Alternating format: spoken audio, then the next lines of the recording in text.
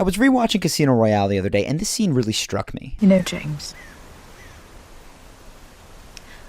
I just want you to know that if all there was left of you was your smile and your little finger, you'd still be more of a man than anyone I've ever met.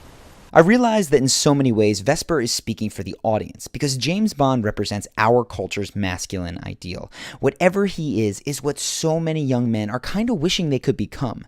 So in this video, I want to investigate who exactly that aspirational man is, because there is definitely something to be learned, some positive traits that we can add to our lives. But there's also some ideas of masculinity that we'd probably be better off discarding. The first thing you cannot miss about James Bond is that he is insanely capable. He's an expert in hand-to-hand combat, Texas Hold'em, sailing, parkour, holding his breath, hacking a computer, driving, kind of, and he's also in fantastic shape without ever seeming to need regular exercise. And that's just what we see in Casino Royale. In other films, he can fly a plane, drive a tank, dance the tango, speak 8 languages. You get the point. The underlying message is that men should just know how to do stuff, which may seem like an empowering message until you realize that none of Bond's skills seem to require any practice or learning. And so even though we know that it's just a movie, part of us believes that we should just be good at stuff. That's not how the world works, though. To master any one of Bond's skills would take a lot of unsexy practice time. This is what learning parkour actually looks like. Oh, see, that was not that clean. That wasn't that good. My heel's touching it. Your heels should never be touching it. If you mess it up, go again. That was nicer. This is what learning the tango looks like. So you go forward with the left, forward with the right, forward with the left, side with the right, and then you're going to drag left foot to right foot without closing your feet. Can you imagine James Bond doing precision jumps for hours with no gap just to get his parkour timing right? Or dancing the tango alone to nail his steps? Probably not, but that would be an absolutely essential piece if he ever wanted to actually have those skills in the real world. So while being capable across a diverse range of skill sets is admirable and can be really fun, you could never achieve that without lots of practice. Expect to be terrible at everything the first time you do it, the first many times. Expect to put in monotonous hours if you want to achieve mastery in any skill, and expect to learn to have to appreciate that journey. It's less exciting than an instant skill set, but it's the only way to learn anything for real. Second, we think of James as a man of action, and he is. But what really defines Bond is his inaction. He is unreactive whenever his life isn't immediately in danger. Sure, when the bullets start flying, he moves like crazy. But when it's just words, he never gets flustered. Watch how he handles being tied up in a chair and simultaneously threatened and come onto by Silva in Skyfall. Oh, you're trying to remember your training now? What's the regulation to cover this? Well, first time for everything. Yes. What makes you think this is my first time? Oh, Mr. Bond. Or how he calmly handles Vesper's insults when she says that the poker game is a terrible idea in Casino Royale. The boss must be well connected.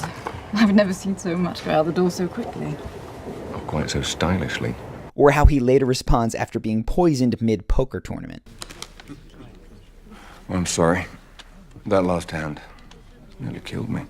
All these are funny moments, but the greater point is that Bond doesn't waste energy on needless anger, frustration, threats, or worry. If he can change something to his benefit, he'll act, but otherwise he just moves on.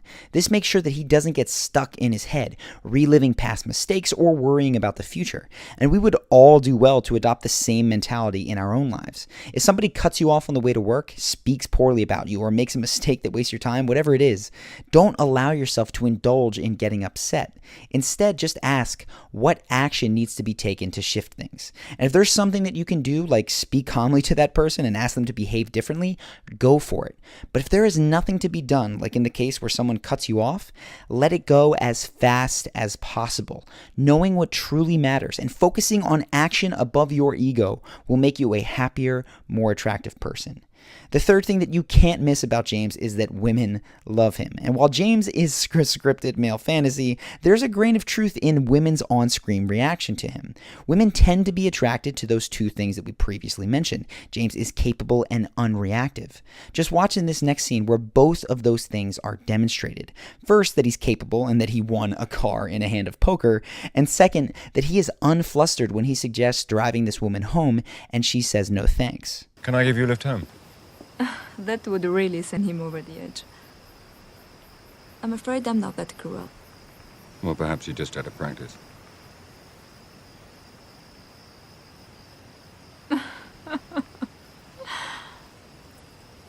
Perhaps. What about a drink at my place? Is it close? Very.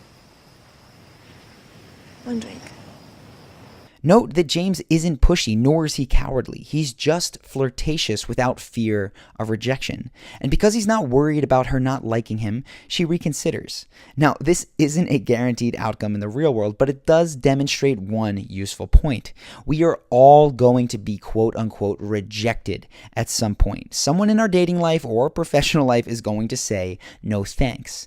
Reacting and getting upset only solidifies that no. But remaining playful and not taking it personally creates a chance that they'll actually reconsider. Speaking of playfulness, the way that the rest of the scene plays out demonstrates how all of those aspects come together.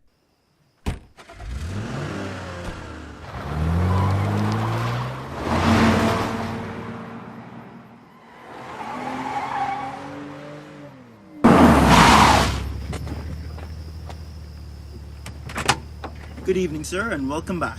Welcome to my home. So if there's a lesson here, it's that we can all expect to be rejected in our lives if we go after what we want. But accepting that no is a possible outcome, and remaining playful even if it happens, creates an inner confidence that is both powerful and attractive. Fourth up, and this is perhaps his most romanticized trait, James is willing to die for his ideals, or at least to be tortured for them.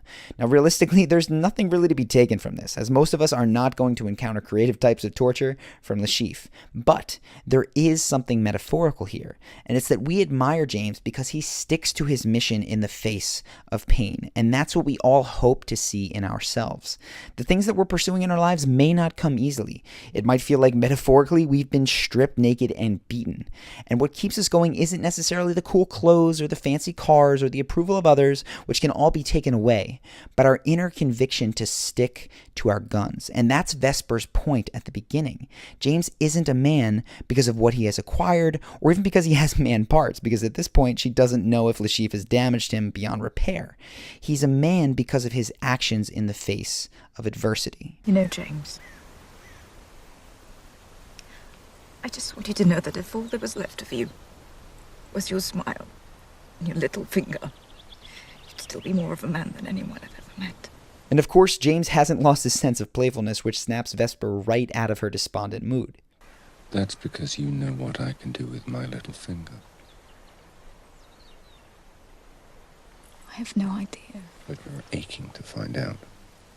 Sticking to your guns in the face of adversity clearly isn't something that only men are capable of. So we should all ask ourselves where the hardships are in our lives and if they actually dissuade us from continuing, or if you're capable of laughing them off and staying the course. Now lastly, we have the conclusion of Casino Royale, where Bond becomes Bond after Vesper's betrayal. He learns to trust no one, and he completely shuts down his love for Vesper, as well as any sort of emotional reaction to her death. Just watch. If you do need time. Why should I need more time? Job's done. The bitch is dead.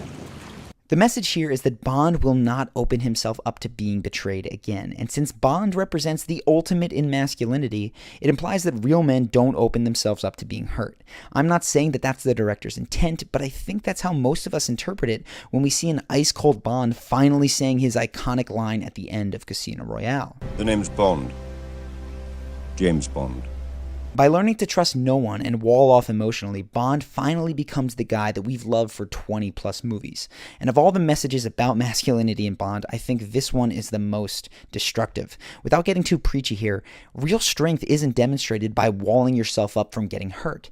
It's shown by opening yourself up to getting hurt because caring is worth it. All the while knowing that if the worst happens, you have what it takes to pick yourself up and move forward. Yes, losing what you care about sucks. sex, but adopting emotional numbness as a strategy just makes life less vibrant.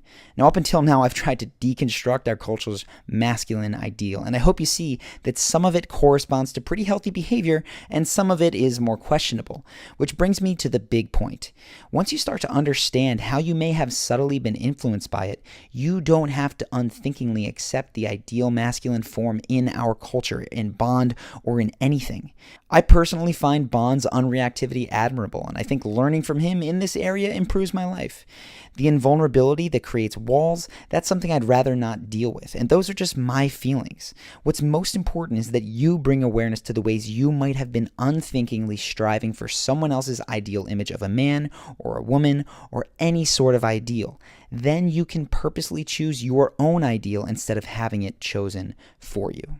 And if you like this video and you want more, you might want to subscribe to our channel. We create videos to help you become your most confident and charismatic self. And if you subscribe, you're going to see our videos on your YouTube homepage so that you don't have to worry about missing any. Also, this video was a bit of a departure from normalcy for me, so let me know what you thought of it and if you have any other suggestions for future videos. Hope you enjoyed it, and I will see you in the next one.